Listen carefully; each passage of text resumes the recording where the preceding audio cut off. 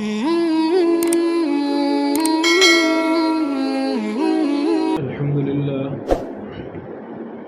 لله وكفى وسلام على عباده الذين اصطفى أما بعد قال الله تبارك وتعالى في القرآن المجيد والفرقان الحميد أعوذ بالله من الشيطان الرجيم بسم الله الرحمن الرحيم وذروا ظاهر الإثم وباطنه وقال النبي صلى الله عليه وسلم كل أمتي معافى إلا المجاهرين صدق الله العظيم. محترم بزرگوں اور دوستوں، اللہ تبارک و تعالی نے چند سالوں کی ہمیں یہ زندگی عطا فرمائی ہے، اور اس میں ہمیں ایک پیغام دیا ہے، ایک حکم دیا ہے، اور یہ فرمایا ہے کہ دیکھو تم دنیا میں سب کچھ کرنا، کھانا پینا سونا چلنا پھرنا ساری چیزیں تم کرنا، لیکن ایک کام نہیں کرنا، میری نافرمانی نہیں کرنا، مجھے ناراض نہیں کرنا، میرے حکموں کے خلاف نہیں چلنا، میرا حکم نہیں توڑنا۔ یہ اللہ تبارک و تعالیٰ نے قرآن پاک میں بھی فرمایا، اور نبی کریم صلی اللہ علیہ وسلم نے بارہا بے شمار روایات اور حدیثوں میں اس مضمون کو بیان فرمایا۔ میں نے خطبے میں جو آیت کا ایک ٹکڑا پڑھا ہے، اس میں اللہ تبارک و تعالیٰ یہی حکم دے رہے ہیں، اے مسلمانوں، جو ظاہر کے گناہ ہیں، جس کو تم گناہ سمجھتے ہو، جسے ہر آدمی نارمل گناہ سمجھتا ہے، اسے بھی چھوڑ دو، اور جو باطن کے گناہ ہیں، چھپے ہوئے ہیں، اندر کے گناہ ہیں، دل کے گناہ ہیں، یا چھپ کر کیے جانے والے گناہ ہیں، انہیں بھی چھوڑ دو۔ اللہ فرماتے ہیں نہ ظاہر کے گناہ تمہارے ہونے چاہیے اور نہ باطن کے گناہ تمہارے ہونے چاہیے، یعنی اس کا مطلب سیدھی سی زبان میں یہ ہے کہ میری ذرا برابر بھی نافرمانی مت کرنا، تھوڑی سی بھی میری نافرمانی نہیں کرنا۔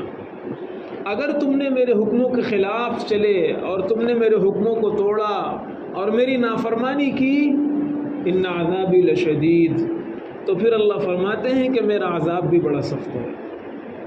ہم سورہ فاتحہ پڑھتے ہیں، سورہ فاتحہ میں اللہ تبارک و تعالیٰ کے لیے ہم لفظ استعمال کرتے ہیں الرحمن الرحیم۔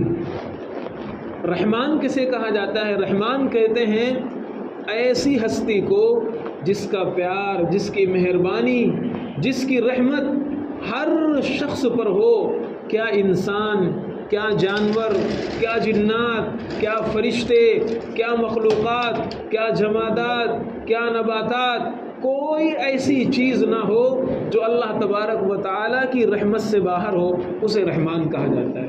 ظاہر سی بات ہے ایسی ہستی صرف اور صرف خدا وحدہ لا شریک ہے، وہی رحمان ہے، اور کوئی رحمان نہیں ہو سکتا ہے۔ اللہ تبارک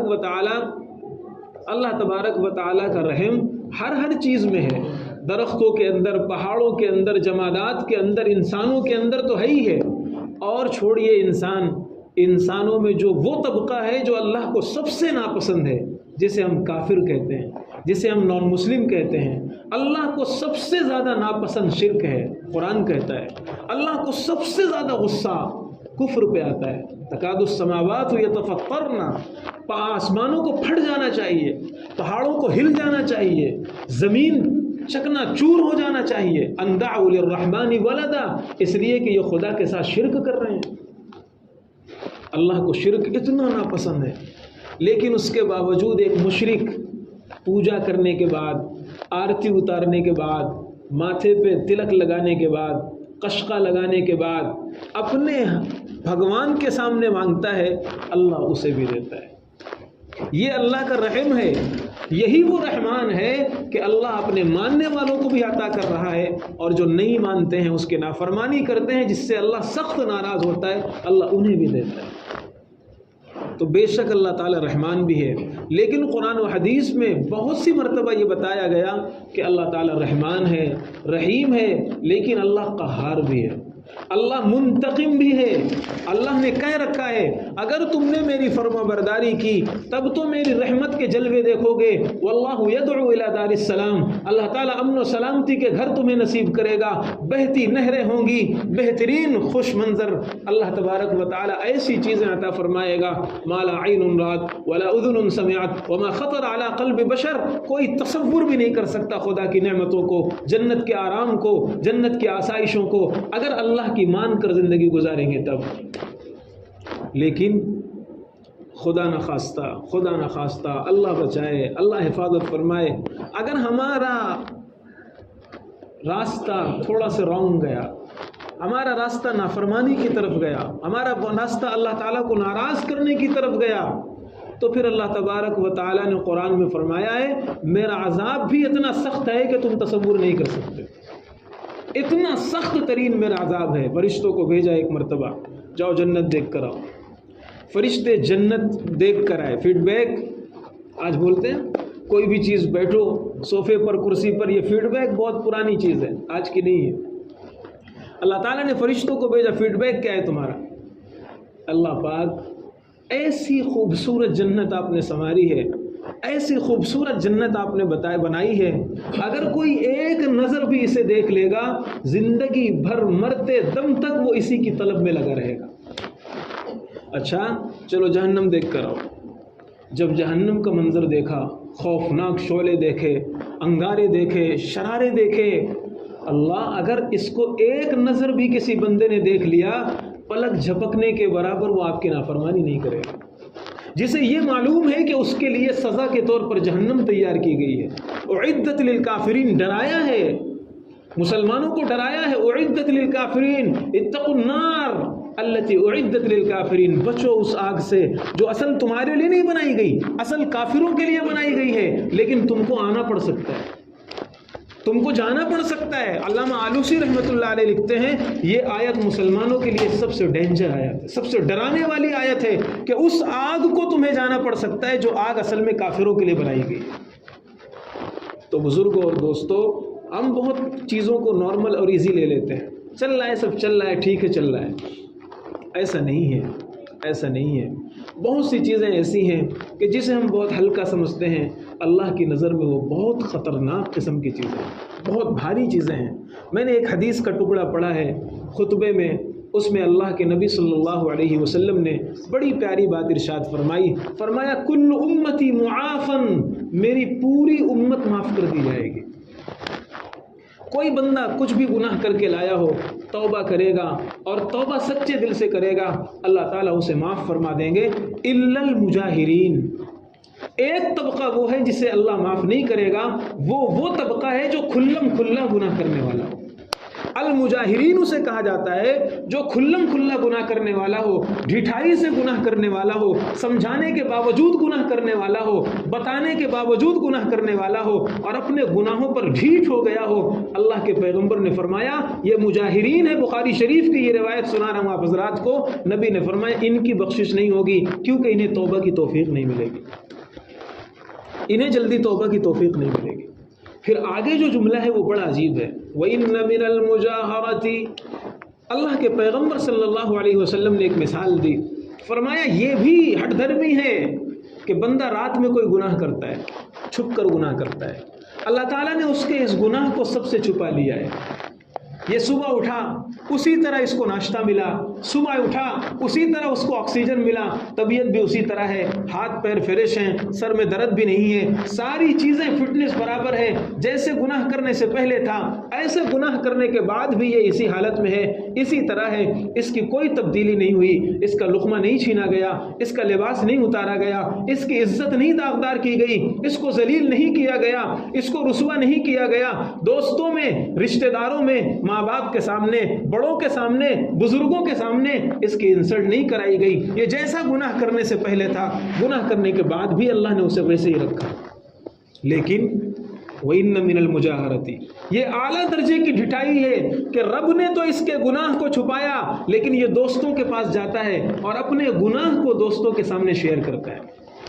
یستر ربہ وَيَكْشِفُ سِتْرَ رَبِّهِ يُصْبِحُ يَكْشِفُ سِتْرَ رَبِّهِ، یہ صبح اس حال میں کرتا ہے کہ اپنے رب کی پردے کی چادر کو یہ خود تار تار کرتا ہے. اللہ کے نبی نے فرمایا اس کی بخشش نہیں ہوگی. آج بڑا عجیب ماحول ہے، نوجوانوں کے اندر، دوستوں کے اندر گناہ کرنے کے بعد اللہ نے اس کے گناہ کو چھپایا لیکن گناہ کو یہ شیئر کرتے ہیں، دوستوں سے شیئر کرتے ہیں، اپنے فرینڈ سرکل میں شیئر کرتے ہیں، میسیجز کے ذریعے، ریکارڈنگ کے ذریعے، اسی طرح ایسے مل کر کے فیس ٹو فیس اس کو بیان کرتے ہیں. اللہ کے نبی نے فرمایا یہ خدا کے سامنے ڈھٹائی ہے. یہ کہتے ہیں اللہ آپ نے چھپایا ہوگا، میں آپ کے چھپانے کا محتاج نہیں ہوں، میں اسے خود شیئر کر کے پھاڑ رہا ہوں. میں اس چادر کو جو ستاری کی چادر آپ نے ڈالی تھی میں خود اسے تار تار کر رہا ہوں اور میں اسے خود وائرل کر رہا ہوں. اللہ کے نبی نے فرمایا اس کی بخشش نہیں ہوگی. آج کیوں بخشش نہیں ہوگی؟ اس لیے بخشش نہیں ہوگی کہ جب یہ بندہ گناہ کر رہا تھا اس کا معاملہ صرف اس کے رب کے ساتھ تھا، اس کا معاملہ صرف اس کے رب کے ساتھ تھا. اللہ کے نبی نے ایک دوسری حدیث میں فرمایا کل قیامت میں ایک بندے، بہت سے لوگ ایسے آئیں گے جن کو اللہ تعالیٰ قریب کرے گا، بہت قریب کرے گا، پھر ان پر ستاری کی چادر ڈال دے گا.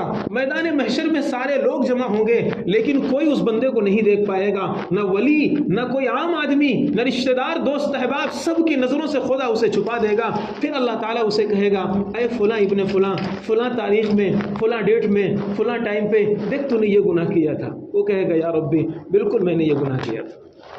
پھر کہے گا اللہ تعالیٰ فرمائیں گے اے فلاں ابن فلاں تو نے فلاں ٹائم میں یہ گناہ کیا تھا. وہ کہے گا ہاں میرے رب مجھے یاد آیا میں نے وہ گناہ کیا.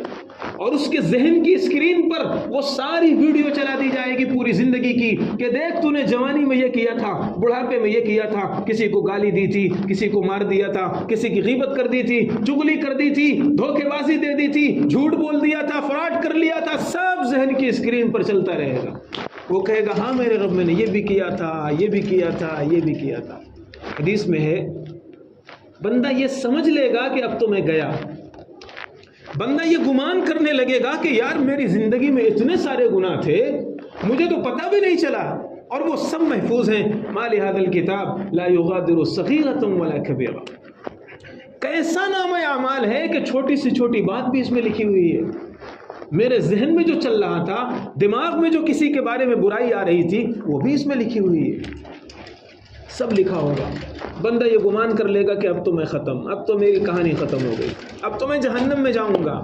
اللہ تعالیٰ فرمائیں گے کہ بندے میں نے تیرے اوپر یہ احسان کیا، جب میں نے دنیا والوں سے تیرے اس گناہ کو چھپایا تھا آج میں تجھے رسوا نہیں کروں گا. اور اللہ تعالیٰ اس کو معاف کر دیں گے. جب اللہ نے دنیا میں ستاری کا معاملہ فرمایا تو اللہ تعالیٰ آخرت میں ستاری کا معاملہ فرما کر اسے معاف کر دیں گے. لیکن ایک بندہ وہ ہے جسے اللہ نے دنیا میں ستاری کا معاملہ فرمایا تھا، گناہ اس کا چھپا دیا، لیکن وہ خود اپنے دوستوں میں اس گناہ کو وائرل کر رہا ہے، شیئر کر رہا ہے، بیان کر رہا ہے. اللہ کے نبی نے بخاری شریف کی حدیث نبی نے فرمایا اس کا گناہ نہیں معاف ہوگا. کیوں؟ اس لیے کہ اس نے اپنے گناہ پر اتنے سارے لوگوں کو گواہ بنا لیا ہے. کل قیامت کے میدان میں جن جن دوستوں کو اپنا دوست سمجھ کر کے اس نے گناہ بتایا، اپنا فرینڈ سرکل سمجھ کر کے اپنے گناہ کو بتایا، یہ سب کل قیامت کے میدان میں اس کے خلاف گواہی دیں گے. اے اللہ ہم گواہی دیتے ہیں فلاں ڈیٹ میں اس نے گناہ کیا تھا اور ہم کو بتلایا. جب کوئی گواہ نہیں ہوتا ہے تو معاملہ کلیئر ہو جاتا ہے. بھائی یہ بات ہے اس کا کوئی گواہ نہیں ہے چلو ختم کرو. لیکن جب ہم اپنے گناہ پر اتنے سارے لوگوں کو گواہ بنا لیں گے، میسج کر کے گروپ میں ہم نے شیئر کر دیا، فرینڈ کا گروپ ہے، دوستوں کا گروپ ہے، آج میں نے یہ کیا، آج میں نے ایسے مزہ کیا، آج میں نے ویسے کیا، آج میں نے فلاں کو گالی دے دی، آج میں نے اس کو بہت مارا. یہ ہماری نارمل زبان ہے. ہم نارمل اس کو آسان سمجھتے ہیں اور کہتے ہیں آج تو میں نے اس کو دھو دیا، اور دوستوں کے سامنے اس کو فخر سے بیان کرتے ہیں. اللہ کے نبی صلی اللہ علیہ وسلم نے فرمایا اس کا وبال یہ ہوگا کہ اتنے سارے لوگ اس کے گناہ پر گواہ بن چکے ہیں.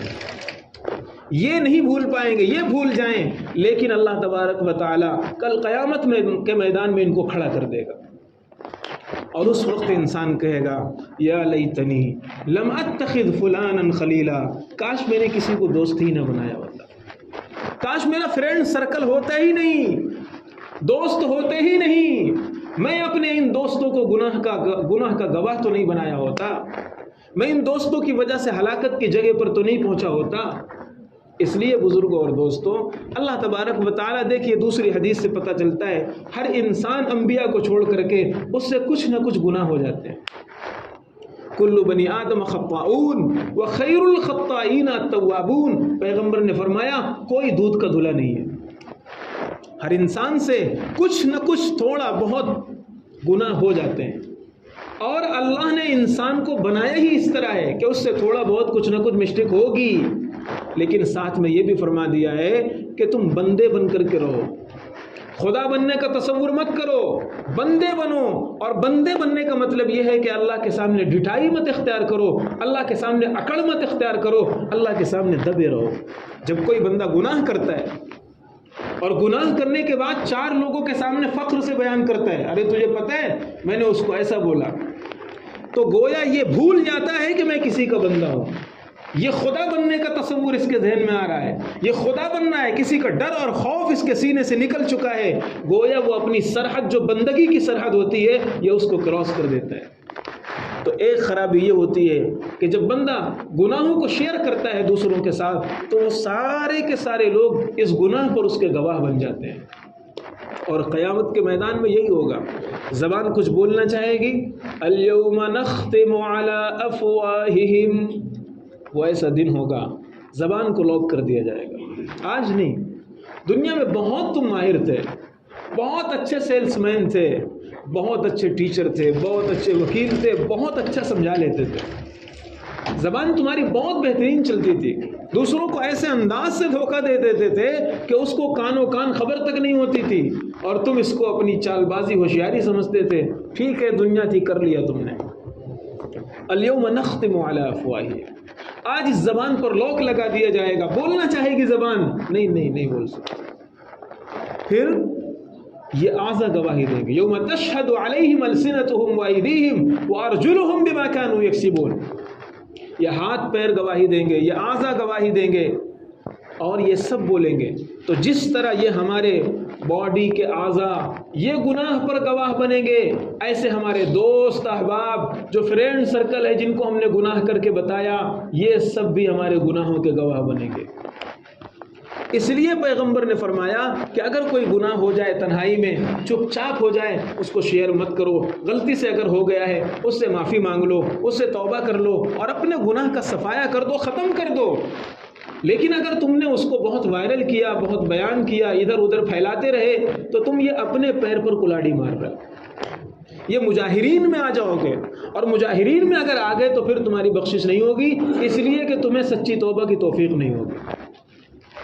اس لیے بزرگوں اور دوستوں، اللہ تبارک و تعالیٰ نے ہمیں ایک موقع عطا فرمایا ہے، اور یہ حقیقت ہے، اللہ تعالیٰ کا ایک لقب ستار ہے، اور حدیث میں ایک لقب ستیر آیا ہے، دونوں کا معنی بہت چھپانے والا۔ دونوں کا معنی اگر ہم بیان کریں تو اس کا معنی ہوگا بہت چھپانے والا، اور اس کا مطلب یہ ہوگا کہ بندوں کے عیبوں کو بہت چھپانے والا، بندوں کے عیبوں کو بہت چھپانے والا، بندوں کے گناہوں کو بہت چھپانے والا۔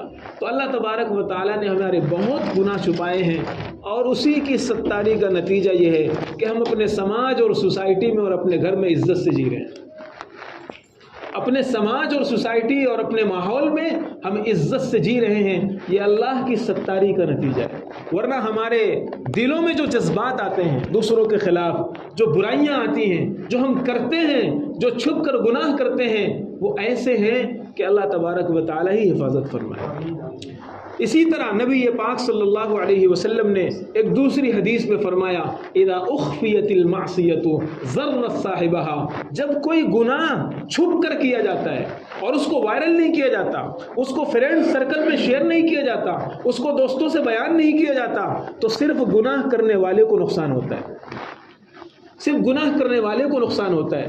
وَإِذَا أُعْلِنَتِ الْمَعْصِيَةُ، لیکن جب اس گناہ کو وائرل کر دیا جاتا ہے، ویڈیو بنا کر کے، آڈیو میں، میسج میں، ایسے ہی زبانی، اللہ کے پیغمبر نے فرمایا ذرت بالعامہ، اب یہ گناہ بہت سارے لوگوں کو اپنی لپیٹ میں لے لیتا ہے، اب یہ صرف گناہ کرنے والے کو نقصان نہیں پہنچاتا ہے، جو اس گناہ کو سن کر کے ہاتھ نہیں پکڑتے، نصیحت نہیں کرتے، سمجھاتے نہیں ہیں، بلکہ اس کو واہ واہ کرتے ہیں، بہت اچھا تو نے دھویا اسے، بہت اچھا تو نے بولا اسے، بہت اچھا تو نے گالی دی اسے، بہت اچھا تو نے ایسا کیا، یہ سب اس گناہ میں شریک ہو جاتے ہیں۔ اب اس کا وبال صرف گناہ کرنے والے کو نہیں پہنچتا، سارے فرینڈ سرکل کو پہنچتا ہے۔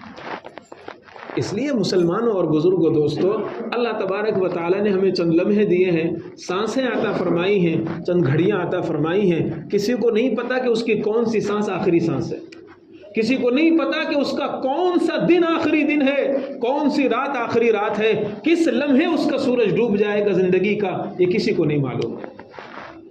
ابھی ہمارا مدرسہ ہے معراج العلوم، بہت سے لوگ جانتے ہوں گے، ایک نوجوان طالب علم حافظ قرآن، بہت اچھا قرآن پڑھنے والا، ابھی چند سال پہلے وہ حافظ بن کر کے مدرسے سے فارغ ہوا۔ آپ حضرات اگر صحت دیکھتے اس کی، آشش کرتے، بہت اچھی صحت، بہت فٹنس، بہت بہترین فٹ، لیکن اچانک ڈاکٹر حیران ہے کیسے انتقال ہو گیا، پھیپھڑے میں پانی بھرا، ختم، ایک دن کے اندر اس کی روح پرواز ہو گئی۔ بوڑھے باپ کا نوجوان بیٹا، بوڑھے باپ کے کاندھے پہ نوجوان بیٹے کی لاش جا رہی ہے۔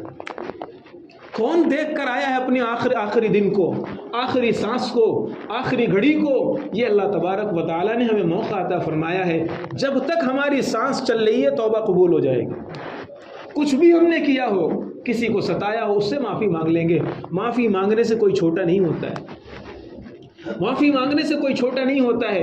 اور اگر چلو تھوڑی دیر کے لیے اس دنیا میں ہم کو چھوٹا سمجھا گیا اور تھوڑا سے ہم نے انسلٹ فیل کی اس دنیا میں، تو آخرت کی میدان محشر کی رسوائی سے تو ہم بچ جائیں گے، جہاں ہماری امی عائشہ کھڑی ہوں گی، حضرت خدیجہ کھڑی ہوں گی، نبی پاک کھڑے ہوں گے۔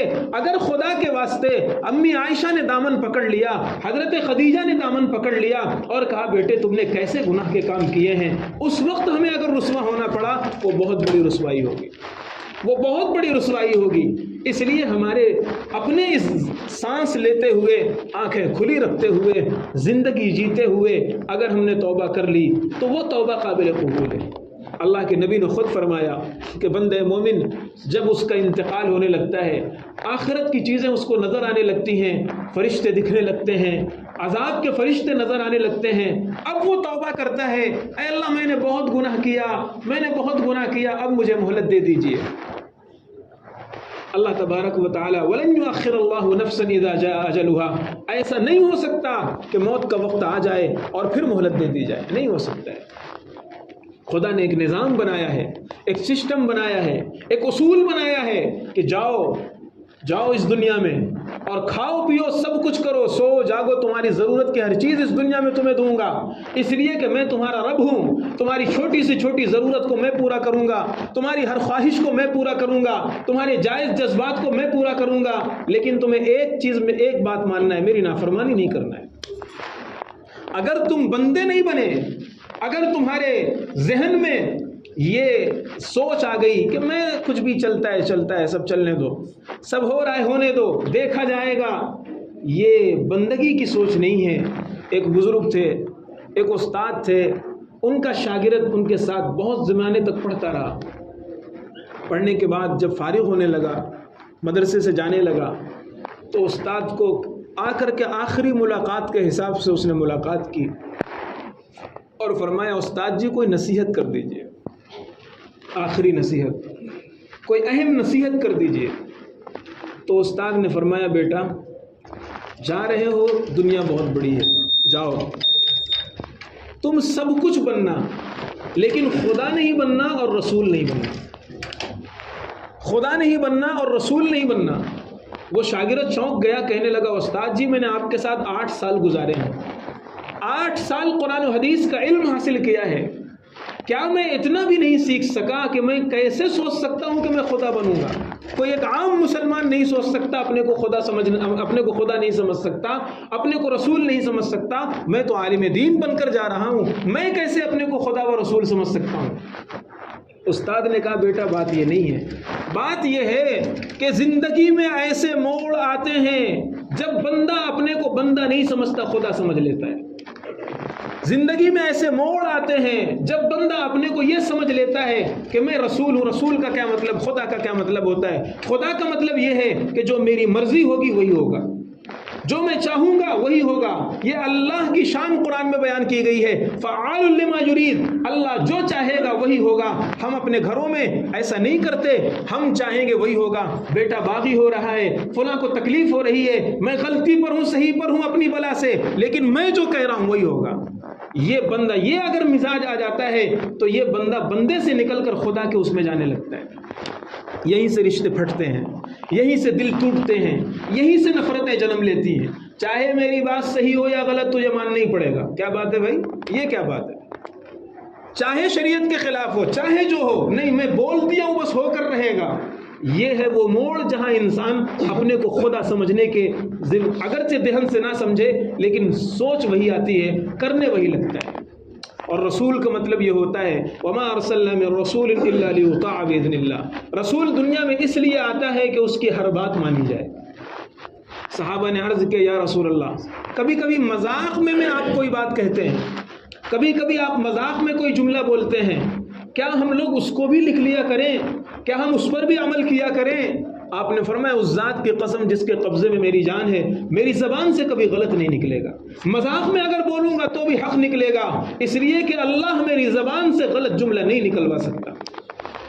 تو رسول اسے کہا جاتا ہے جس کی ہر بات مانی جائے. کبھی کبھی ہم ایسے موڈ میں ہوتے ہیں اور ایسا سمجھ لیتے ہیں کہ میری ہر بات مانی جائے.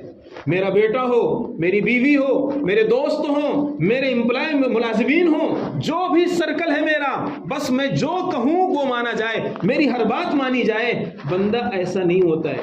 بندے کو یہ سمجھنا ہوتا ہے کہ میں جو کہہ رہا ہوں وہ اللہ کی مرضی کے مطابق ہے یا خلاف ہے. اگر شریعت کے خلاف ہے میں خود اس سے توبہ کروں اور لوگوں کو سمجھاؤں کہ اس سے توبہ کریں. اس لیے بزرگوں اور دوستوں، بات یہ عرض کر رہا تھا کہ اللہ تبارک و تعالی نے ہمیں بندہ بنایا ہے اور ہمیں قرآن میں یہ کہا ہے کہ جو گناہ تم کو سمجھ میں آ رہے ہیں ان کو بھی چھوڑ دو، اور جو گناہ تم کو نہیں سمجھ میں آ رہے ہیں کسی سے پوچھ کر، علماء سے جڑ کر، اہل اللہ سے جڑ کر کے ان کو سمجھ کر سیکھ کر ان کو بھی چھوڑ دو. اور یاد رکھو کسی گناہ کو اگر آپ نے چھپ کر کیا ہے، اللہ نے اسے چھپا لیا ہے، تو پھر اس کو وائرل مت کرو، اس کو کسی سے شیئر مت کرو، اس کو کسی سے بیان مت کرو. بہت سی مرتبہ ایسا ہوتا ہے کہ برسوں پرانی بات ہوتی ہے، برسوں پرانی، اور بیٹھے ہیں باتوں باتوں میں، اچھا ہاں یار بہت زمانے بعد وہ بات یاد آئی، فلاں گناہ تھا، وہ اس کو شیئر کر دیا. بہت سی مرتبہ ہوتا ہے. اللہ کے نبی نے فرمایا اگر کوئی ایسا کرتا ہے اب جلدی اسے توبہ کی توفیق نہیں ہوگی، جلدی اس کو معافی نہیں ملے گی. یہ بخاری شریف کی حدیث ہے. اللہ کے نبی صلی اللہ علیہ وسلم نے فرمایا اگر اللہ نے چھپایا ہو تو تم بھی اس کو چھپاؤ، تم اس کو شیئر مت کرو، اور اللہ تبارک و تعالیٰ سے معافی مانگو، اللہ تعالیٰ سے توبہ کرو، اللہ تبارک و تعالیٰ اس گناہ کو معاف کر دے گا. تو بزرگوں اور دوستوں، پوری بات کا خلاصہ یہ ہوا کہ ہر روز ہر موقع پر ہم کو ایک 5 منٹ نکالنے چاہیے سونے سے پہلے اور اپنے سب گناہوں کو اللہ کے سامنے رکھ کر معافی مانگنی چاہیے. اے اللہ ہم نے کتنے گناہوں کو شیئر کیا، کتنے گناہوں کو دوستوں سے بتایا، کتنے گناہوں کو کھلم کھلا کیا، کتنے گواہ بن چکے، کتنے لوگوں کو یاد ہے بھول چکے. یہ سب ہم بھول چکے ہیں. اللہ کے رجسٹر میں سب ریکارڈ ہے، ایک بات نہیں بھولی ہوئی، ایک بات نہیں چھوٹی، خدا کے رجسٹر میں سب محفوظ ہے. اس لیے اللہ تبارک و تعالیٰ سے توبہ کریں اور دعا کریں کہ اللہ تبارک و تعالیٰ عمل کی توفیق عطا فرمائے. وآخر دعوانا الحمدللہ رب العالمین.